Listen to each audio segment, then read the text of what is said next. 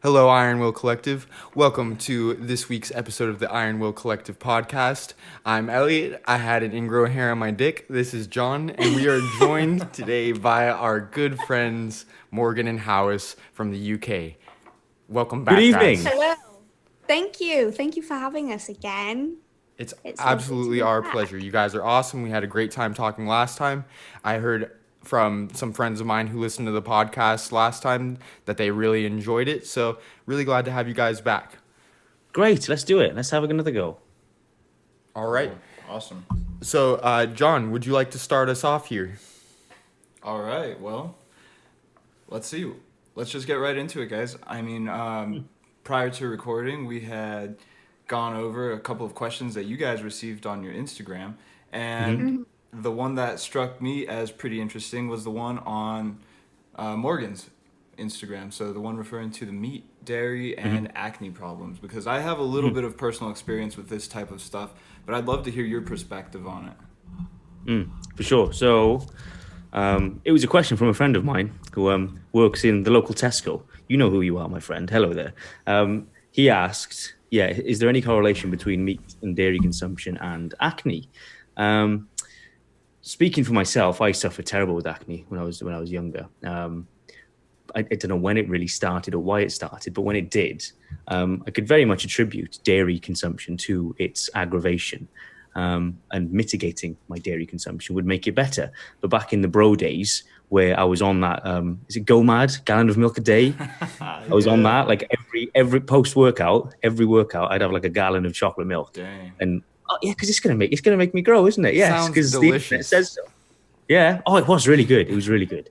But no, like every morning after, I'd wake up, with a face rockier than Balboa. the Rocky movies. Yeah, a face rockier than give Sylvester Stallone a run for his money. It was terrible, but I'd never make the correlation because I was just young and stupid. But looking back, personally, I could definitely see there was an issue there, and it wasn't until I started using some really harsh medication, actually called Accutane, which cleared it up.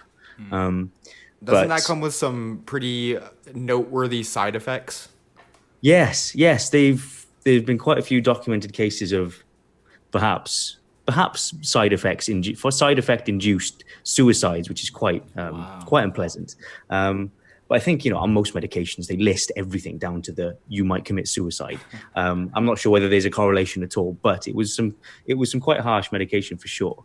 It cleared it up, but then looking into it, from what I can tell, there's research out there which will largely correlate an increase of IGF-1, which is consumed through dairy products largely, because you've got to remember that dairy milk is there to help the calves, to help our young grow in their infancy. So it's packed full of these lovely hormones, help for growth. And, we're drinking hormones then that are coming from another being. It's not so when you kind of break it down like that, I think there's going to be some nasties going on. I'm not a scientist. I'm not a nutritionist at all.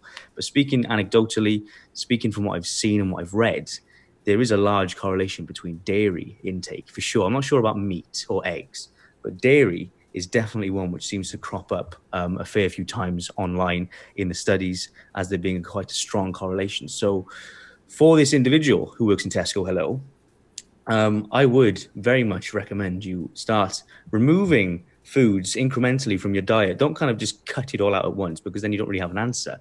If it does go away, incrementally remove kind of perhaps the food groups. Yeah, the food groups, and the biggest offenders like dairy obviously crops up a lot in research, being linked to some skin kind of issues. Maybe start with dairy, then maybe eggs, then meat, and before you know it, you'll find what it is once you've removed it that is correlated to your increasing of acne. Yeah. So that's what I'd say to him for sure. I can't say for certain if there's a correlation. The science certainly points towards there being one, but I think the best thing you can do is, again, try it out for yourself. Again, just incrementally remove food groups from your diet, see how your skin reacts, and go from there. Man, I could speak anecdotally as well. It's very, very similar issues to what you had going on. Growing up, I was such a milk fan. Man, it was like my number one drink. I used to serve a glass of milk with my bowl of cereal. That's how much I loved milk. Like, I just needed more. And at one point in time, because I was a little on the fluffier side, I thought, okay, I'm going to make the jump from 2% to skim milk. And lo and behold, that happened to coincide with, early high school, being a teenager and all that. So hormones are rampant already. But it could be due to the IGF-1 that you had mentioned and other hormonal processes that happen after you consume that dairy. But I responded horribly. And it was through kind of a nice elimination diet like you had just suggested, where I realized, like, man, every time I stopped drinking milk and eating cheese and yogurt all the time, especially, like, for me, it was milk. Milk was the number one, but every time I'd stopped, things just got better. And as a test, I would reintroduce it, kind of just having a couple cups and see what would happen the next morning. Always bad, consistently bad. So I had to find a substitution. And I mean, you guys know there's so many amazing milk substitutes out there. They taste amazing. They're even fortified if you're into that kind of thing. If you'd like the extra vitamins, why not? John decided to, I hate to tell his story for him, but he decided to go with human titty milk. That was the solution. Oh, damn. Yep. Just find, donors and everything, get his refrigerator stocked. Yeah. And It's that, normal. It's normal. Dark web. No, it's normal. Dark web. Yeah. Human I'm a guy. titty milk. No, it's not a guy, actually. you tried dog milk before, but then human titty milk came out. What was it? Oh, it'll come to me. Christ, I'm so immature. we actually did a whole podcast episode about this. Yeah, we legit looked up the macros. It's kind of disappointing. Yeah, they're not great. Yeah, it's low on Really? protein. Yeah. Is it like? Is it like? an infant? Is it an entry in MyFitnessPal? Has someone put human milk into MyFitnessPal? If it's With the not, I think macro. that you should build it in right this minute. Oh, we should. Yeah, we'll have to do it. We'll have to do the different percentages as well. Yeah, 2% titty milk, non-pasteurized. I was going to say, like you say, that the rest of the milk substitutes that are out there are going to be largely fortified with the good things we need and not animal hormones and cruelty-free. Yeah. And A this lot is of those lack protein. I don't know. I feel like almond milk, for instance, the almond milk has, a small amount of protein when you compare it with cow milk. Almond milk's one that I like to drink. Yeah, but for sure. That's I the think if only you- downside. Yeah, if you're using milk as kind of one of your largest sources of protein, I think you've got other substitutes you can use for instead. And soy milk's pretty high in protein. That's very true. Soy milk is the one that really takes the cake. So now on the topic of soy milk, though, a lot of gym bros will try to avoid that soy milk because they don't want their own titties. Exactly. Because that's a little myth that goes around is that, it's very, very estrogenic. I can attest as a female who drinks soy milk, my boobs have still not come in. So I think you bros are you're gonna be fine. All right, it's out there, everybody. You can drink soy milk. You won't become a woman. And if you are a woman who's drinking soy milk, you will remain a woman. So we're all good. You hear these stories, but then where are the stories of people who have drunk a cup of soy milk and then turned into a female? They just don't exist. Where do these rumors start? Like Tinder? Tinder, yeah. Tinder, the dark web. Brilliant. I don't know. People get really touchy on things like that with estrogen and testosterone because the sex hormones being so vital to what we're trying to accomplish. It can really strike the emotional chord. But it's just confusing correlation with causation. If one study shows that soybeans are higher in estrogen, I don't know, forms of. See, I'm not very well versed in this stuff either. They don't teach us that in the book. It's not in the book, people. This is the dark web of soy milk. But it's it's understandable from that perspective. It's just the length that people will go with this stuff is kind of funny sometimes. Just avoiding things altogether based off of a certain feeling or a myth that's surrounded the whatever you're talking about in that case. So interesting. Yeah, exactly. I think the word myth there is is a good way to describe it, and especially a good way to describe people's general attitude towards veganism or towards kind of bro theories. It is based on a myth. I knew a guy who knew a guy who knew a guy who grew boobs because he drank soy milk. But So it you know must be what? true. Our whole society is founded upon myths and things that we can't, like, sitting here right now, verify, such as, all the human history that we were taught in school and in the Bible and stuff. Who knows what is true and what is just, fabricated and put in the books by the people who won the wars. So Yeah. whoever won the war of soy milk decided to tell people that it would make you get high estrogen levels. So that must be what we're dealing with here. Straight off the Reddit conspiracy. Exactly. Well, we're going to soy milk war too, and I'm going to clear this shit up because that just ain't on. It ain't on. You don't grow boobs if you drink soy milk, people. Honest to God.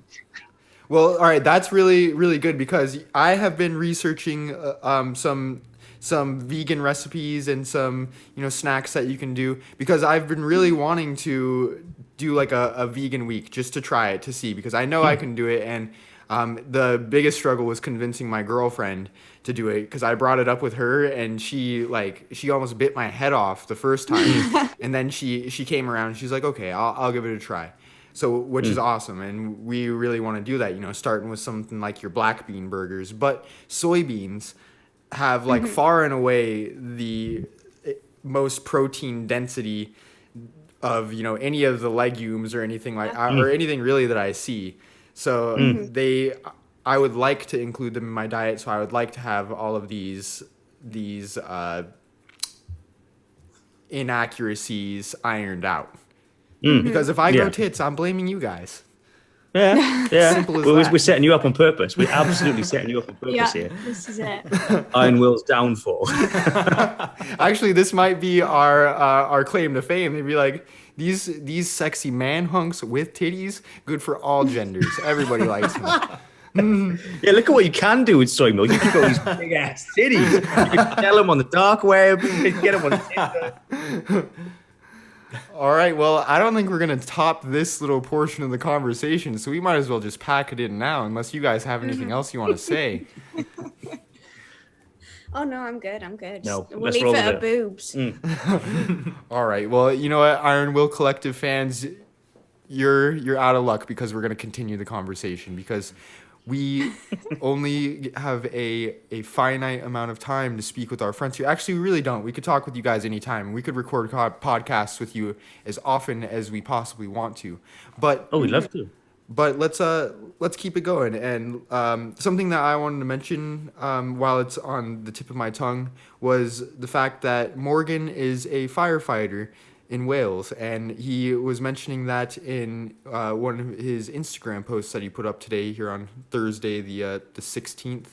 And, you'll be hearing this next week, but I think it is very cool that is your day job and you coach on the side. Your life is basically revolving around helping the community and further in that you do mostly online coaching. So your reach goes quite a bit further than your neighborhood and the areas in which you'd be fighting fires. So I just think that's really cool and really noble of you to have dedicated your life so much to helping people. Thank you, dude. That's very sweet. Yeah, they do fit quite well into the same kind of bracket, I guess, of helping people. Yeah. I think it's just something I've come to realize over the years. I think we all kind of eventually reach this realization that there's periods of your life where you just feel like you kind of just, I don't know, moseying along. You're not really getting much done. You're not really feeling particularly happy. You're not fulfilled. And it's like, it wasn't until I started, subconsciously, I just started helping people more. And subconsciously, again, it was like, wow, this feels really good. And it's just like, it's eternal fulfillment. Like, nothing beats it. And it sounds really cliche and boring.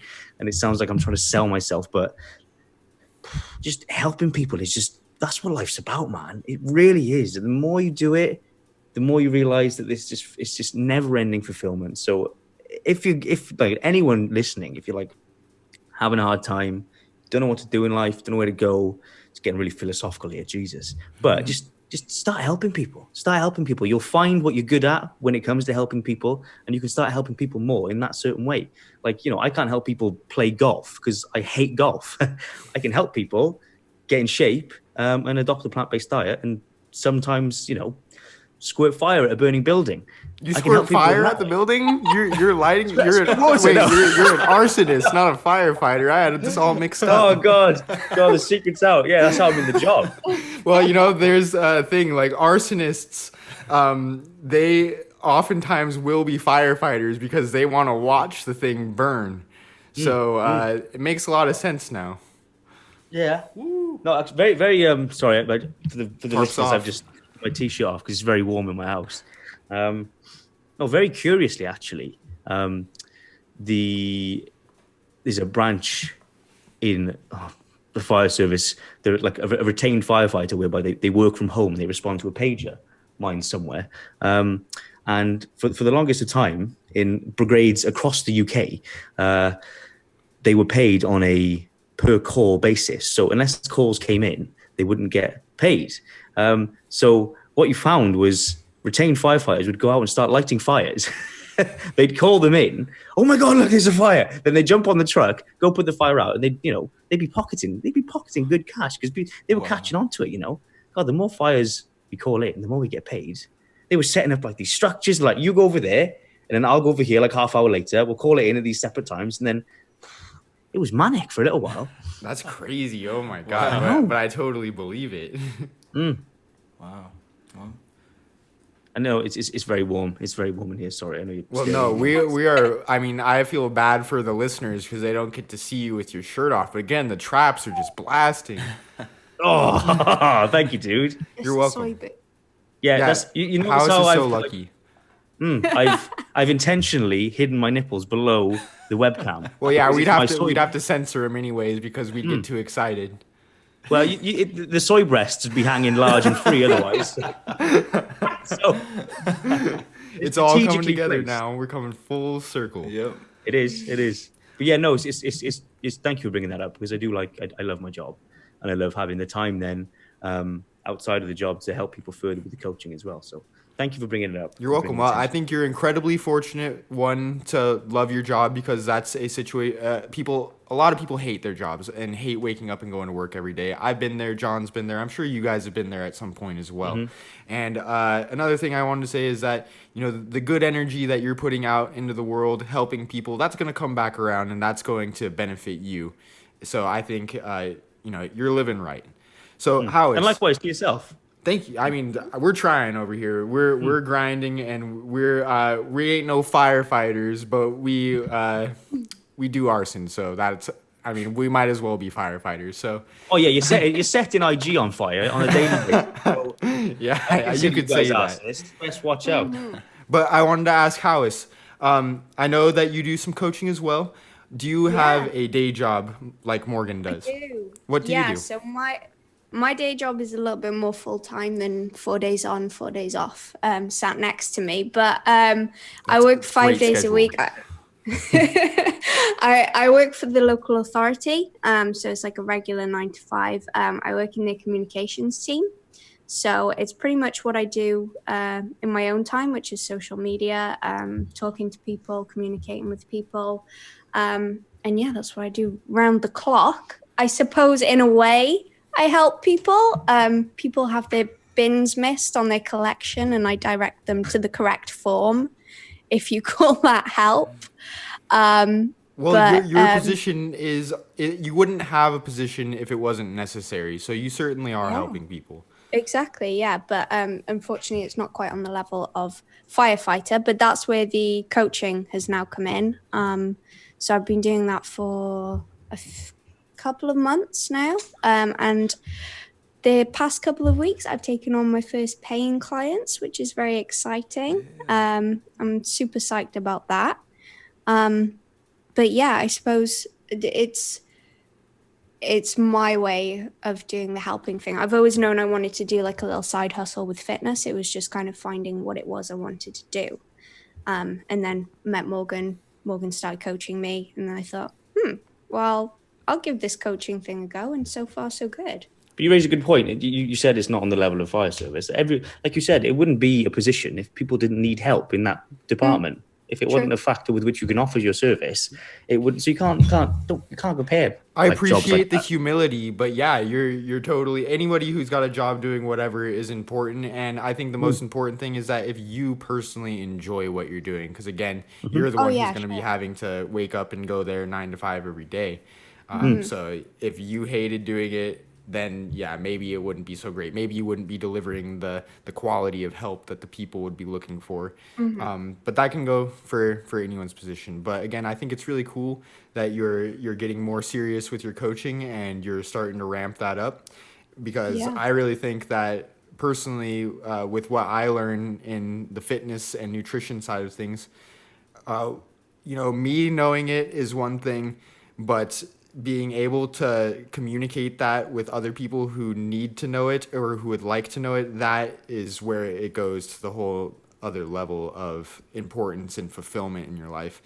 A book that I'm reading was talking about how knowledge is not power unless you use that knowledge. So you could, have everything you want in your head, but until you start to share that with the people in your life and in your community, it's a lot less value if you just keep it inside. For Oh, sure. yeah, absolutely. I think that's Sorry, go I was on. just going to say that John really inspired me to go along this path. When I started getting into fitness, he started helping me with some coaching, and then, helping me to get more serious. And then, here we are today now. We learn together. I learn something new from him every time that we talk, and then I try my best to, put that into action and then to spread that knowledge, because that's what it's all about, is making the community better. One anecdote about soy milk milk at a time. That's where we really succeed as well. As we both have different areas of fitness and knowledge that the other one doesn't know. So we pass it on as often as possible. We keep a little diary of bits that we've learned throughout the week, and we go over it together, like every now and then. Just I picked this up about this hormone doing this in the body. Oh well, I picked this up about kind of how the bicep functions, in isolation, and you can just reference back to it to pick up little snippets. Hawys was actually telling me about how you're an expert in multidifidus hypertrophy. Multidifidus. Yeah. Multidifidus. Yeah. Take the floor. Was that a Welsh word? May as well be. Where is that? I think it's a muscle that runs like up along your spine. Oh, got you. I have no idea what that is. That's not in the spinal diary. What a fantastic. That's not in the diary yet, but that's going in. Yeah, you better Multidifidus. jot that down right now. Fabulous. But anyways, moving on now. Do you have a question that you would like to shoot their way, John? Not necessarily a question, it's more just an observation. But having that attitude of service that you have has probably benefited your coaching a whole lot. Because I think that people pick up on genuineness and genuine interest in specific. So when you actually care like that, dude, you're delivering, and I think that your passion can rub off and end up inspiring those people to learn themselves. Because I always like to say that the best trainers are training their way out of your life. So Yes. you should be teaching That's them brilliant. and giving them the Yeah. tools that they need to continue with this for the rest of their lives. Nailed it. I go with the Nailed it. crutch analogy. A good trainer is like a crutch, and that good trainer makes sure that your leg never heals, so you can continue to pad your pockets. Yes, It's all about the amazing. money, basically. So that's why we're selling the subs. That's why we do bro science, and that's why we have so much money. Yeah, Exactly. for sure. Yeah. No, this is all kind of how. But my first coach, Pascal Floor of Revive Stronger. Revive Stronger. Have you heard of them? Through you, actually. It wasn't Yeah. until we found your channel that we started going through them and seeing what they had to offer. And it's like really high level evidence based material, which I think is fantastic. It kind of yeah, reminds me yeah. of some of the coaches that we have here who are just so in depth that every time you open up a post, it could be like just a normal video of them doing something, and you learn something that you never knew before. Yeah, and he makes it so accessible. It was Steve.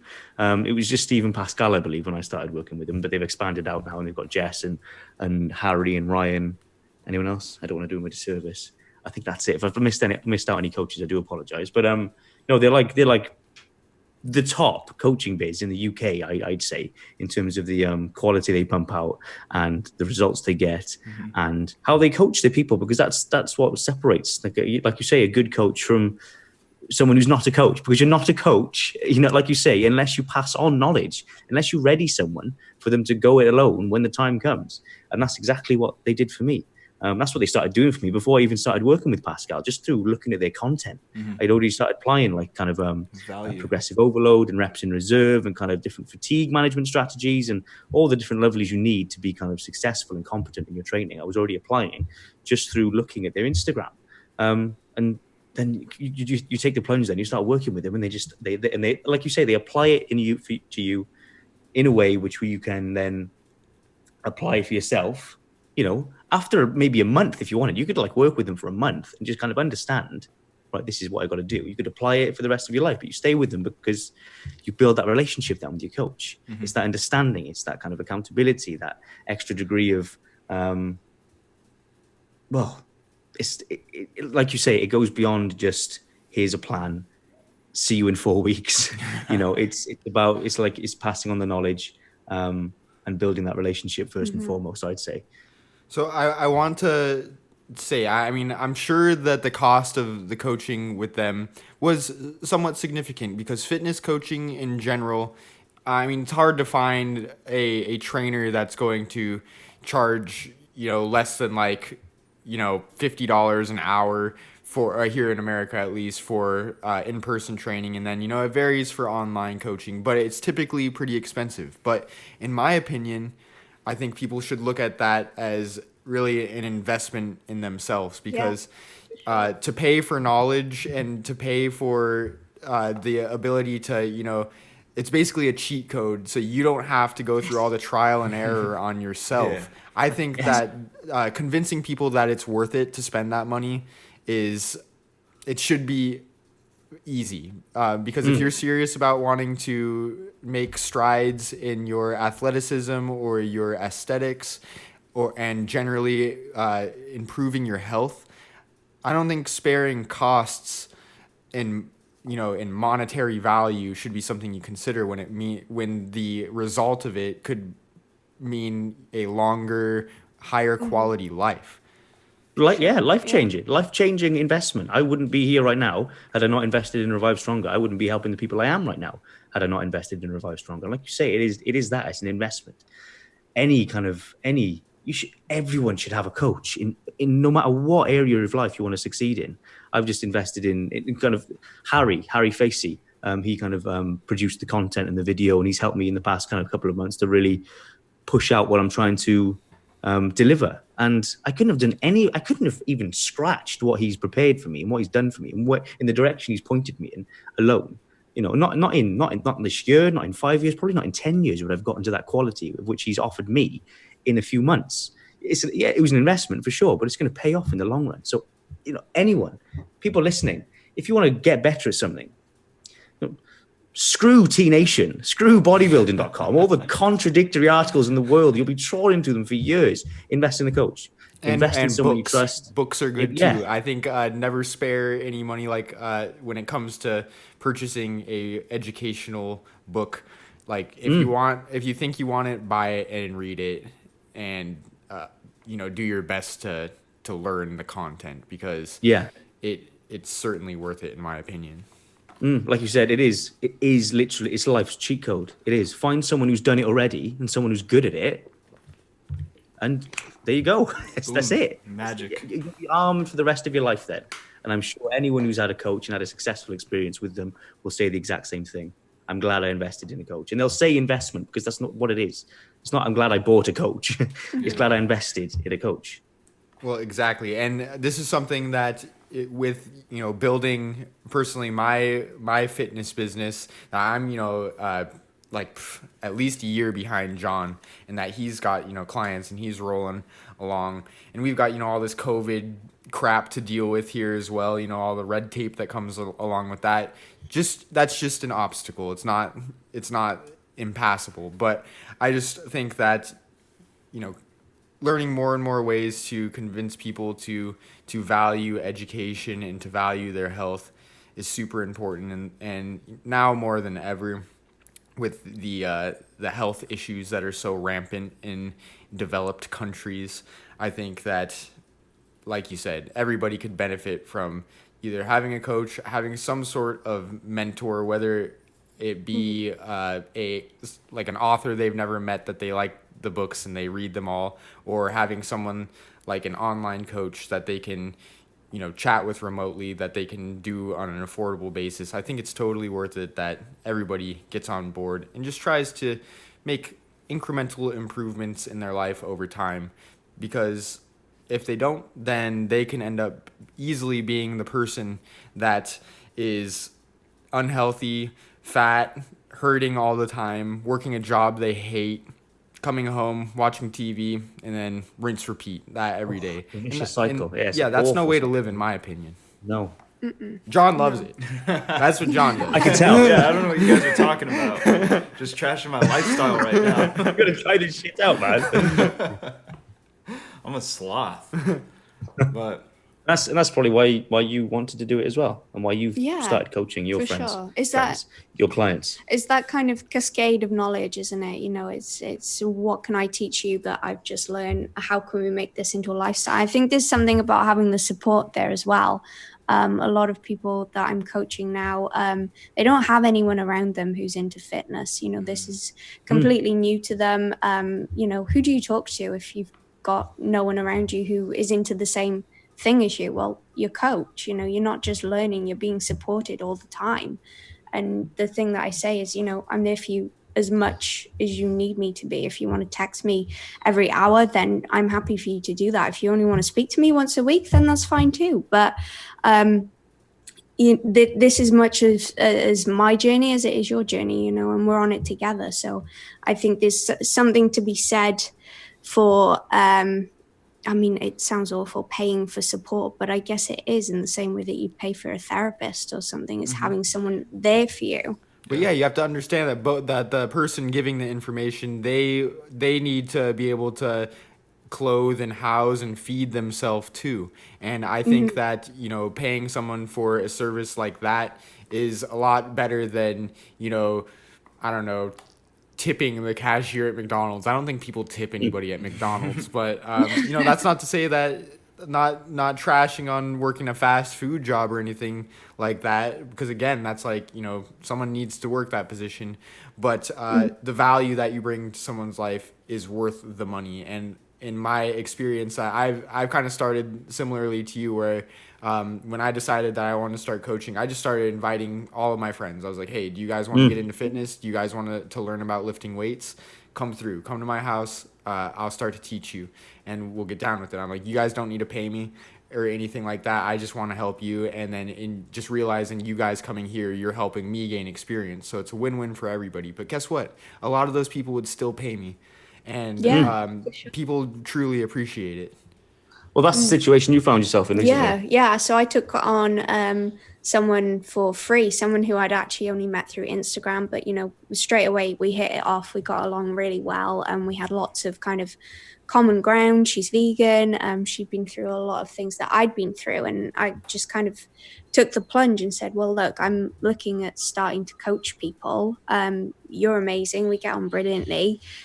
Shall I take you on? Obviously for free. And it's been brilliant so far. I've been so proud of her, the progress that she's made. But I think we're 3 weeks in, and she's already said, you know, I'd love to pay you when we start our next training cycle. I'm not going to let you do it for free anymore, because the support that you give is just awesome. So it is. I think you can underestimate what kind of value you do bring to someone's life. I love talking to her. She's a great friend now, even in these short times. And I wouldn't want any payment from her, but the fact that she's willing to do that is just incredible. That's amazing. That's really cool. Pretty obvious, you're making a big difference. But I had a question on what you guys thought the internet has done to benefit exposing training and different methods of training to people who wouldn't normally be exposed to it. I mean, kind of just going back to your own personal roots, like if it's benefited you in any way, because I know for me it has. I wasn't always into fitness, but when the spark hit, the internet changed everything. I mean, apart from T-Nation and bodybuilding.com, it was really through Instagram where I found I was able to hit my stride and find people who made content that I could relate to, that I felt was of a high quality, and just brought a different level of awesomeness. Yeah, I feel there's a few different camps when it comes to people who want to get fit. There's those that just kind of want it to feel good and they want to look good naked, basically, and that's fine. But for those people, I find that they largely kind of they've got stuff on, they've got jobs, they've got families, they've got careers, they've got other priorities.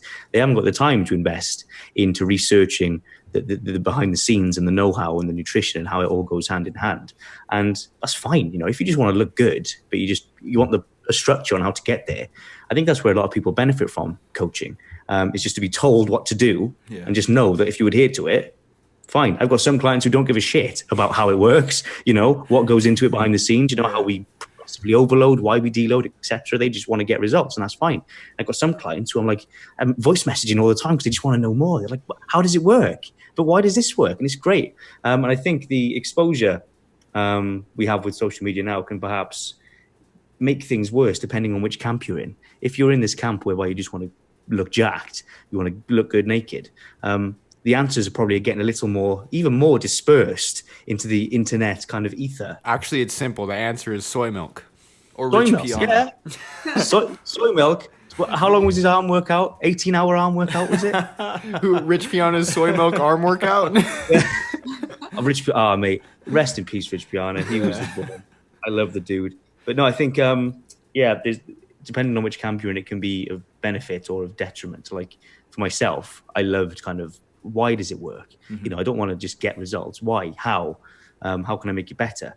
And then you naturally gravitate towards these accounts then that are pumping out kind of evidence-based practices and knowledge. But then again, if you are in this other camp where you just want to look good naked, Christ, the answers get even more dispersed again into the maze of the internet. So it can perhaps be of a detriment to those people. So I think it has its pros and cons for sure. Yeah. I think as a female, you're more likely to get lost. As someone who's gone through it, I mean, you're probably attracted to fit males, whereas I was attracted to fit females. And the content, not to say that there aren't fit females who know what they're doing, but the kind of content that I was drawn to was really that inaccurate stuff. So the booty pics, the only booty pics. Yeah, exactly. I was the booty pick, the donkey kick, I don't know, queen. Hip thrust, under glute, upper glute queen for a really long time. So for me, it was really difficult to actually seek out what I was looking for. Don't get me wrong, I was interested in it. I wanted to know how these things worked, but it took me so long to wade through all of the stuff. And I don't want to get too technical, but it doesn't help that you've got this algorithm that assumes that you want to see what you want to see. And it's like, oh, right, okay, well, this clearly must be the correct stuff because that's all I'm seeing is, you know, I need 15 different ways to work my glutes when really I just want a decent pair of quads. But yeah, from my perspective, I think, and what I see regularly, it is detrimental because you can't always find what it is that you want to be looking for, what it is that you need. Seeking it out is harder than you might think. And it doesn't get as much attention. It does not get much because it's not pretty. Well, you know, the prettiness is what people want. People go on there to see that oftentimes unrealistic standard of beauty. Oh, For yeah, sure, yeah. for sure. And then, right, here's a nice infographic with how you gain size and strength accordingly over time for the rest of your training career, summarized in one IG post. Yeah, you get the freaking holy grail right there, and people are like, but there's no ass in it. Exactly. Yeah. There's no ass. There's no kickback. Oh yeah, mate. You can see why it gets a bit And that's why people fall off the wagon, man. That's why people don't get results because they're following fucking banded donkey kickbacks. So I gotta ask you guys, in your experience with trying to propagate information using sites like Instagram, when you post something that is well thought out, like something that has like great information, you spent a lot of time writing the caption and you get 0 likes on it, but then the next day you post just a selfie picture like of yourself, and then everybody will go crazy. Everybody will love it. Mm-hmm. Like that makes me so confused. Well, that's why I do my every third day. It's just a picture of me naked with some food because it gets likes. You have a great like. And to use Instagram, you have to be able to work with that algorithm and figure out what works and what doesn't, and try to, get the best of both worlds. And I think both of you guys do a really good job of that because, your feedback and your participation on your posts is really awesome. And that's, that's something that we are aspiring to achieve with our page as well. But it's just, it's confusing to me, and like in that I would want to be on there to learn, not to just arbitrarily like a selfie.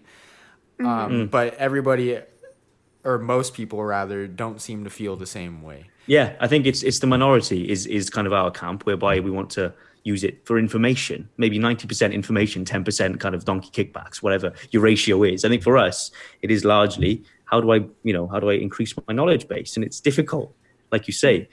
So there's no shame in taking advantage of the algorithm when you have to, because we're trying to get this information out there. We want to share it. That's why we're here. So if every now and then I got to post a picture of my tits just to get some views, just to get some likes, just to draw some more followers in, I'm going to do it, and it works.